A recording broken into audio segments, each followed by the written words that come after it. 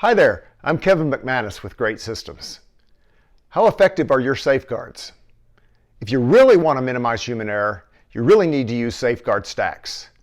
In this next video clip, I use the example of a Philmont shakedown to illustrate how multiple safeguards need to be used in series to help really minimize the likelihood of error. I hope you enjoy the clip, and please consider connecting with me on LinkedIn. Have a great day and keep improving. I was a Boy Scout. I still am a Boy Scout, just like I was an industrial engineer, still am an IE. I had the pleasure of working at Philmont Scout Ranch for the 4 summers I went to university. And can you imagine if you're a parent and you're sending your 14-year-old out to the mountains for 10 days, and all they've got is the backpack on their back? Or imagine that you're the leader taking 10 to 12, 14-year-old boys and girls out into the mountains for 10 days with only what's in the backpacks on their back. Would you be worried if they're taking too much, if they're taking the right things, all of that? You think of sending a note to the parents saying, please make sure that Mary or Johnny only brings these things, but they must bring these things, and that sending the note alone is going to be good enough to make sure they're packed up right? We wouldn't do that. This is a picture of a shakedown. And before you ever go up in the mountains, you got to lay all your stuff out on your cot. The first night you stay in base camp, you lay all your stuff out on the cot, and it's a formal process. It's followed step by step. It's like a well-designed walkthrough. There's a checklist that the ranger uses to check all the gear out and make sure they have the right things. If you don't have the right things, we give them bags to put it in. We'll store it until you get back. So certain items do not make it onto the trail because bears like certain items better than they like other items. Also, we find out what you're missing, and we'll go to the store and get you what you need so you don't end up with an issue 2 or 3 days into the trek. Risk is higher here, so multi-layered safeguards are warranted.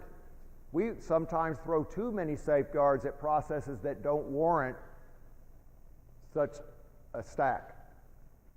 So some key questions to think about. We're not going to go through all of these, but I'd like you, this slide in particular, think about this one as after you get back home.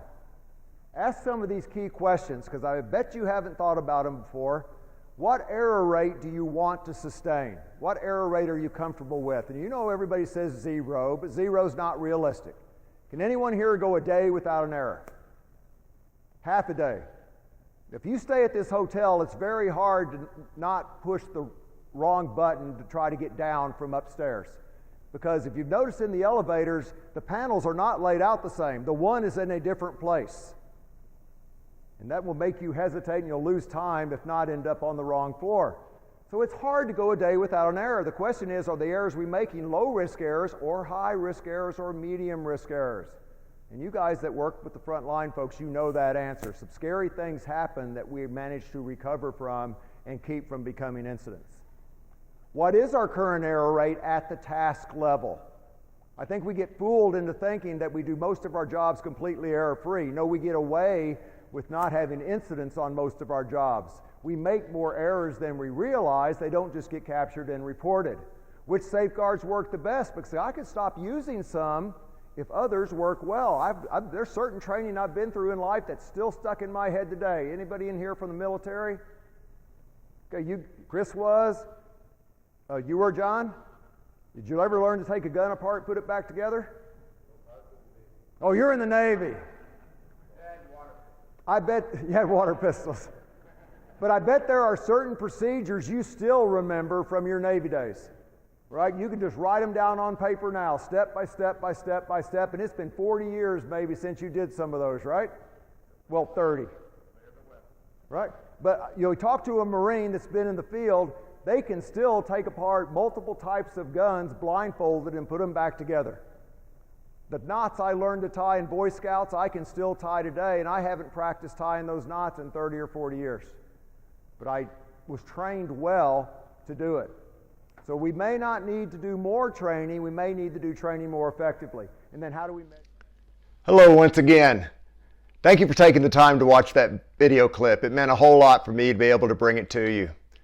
Please connect with me on LinkedIn, and if you have any questions, visit the website at www.greatsystems.com or shoot me a message via kevin@greatsystems.com.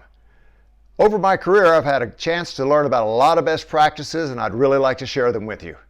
Have a great day and keep improving.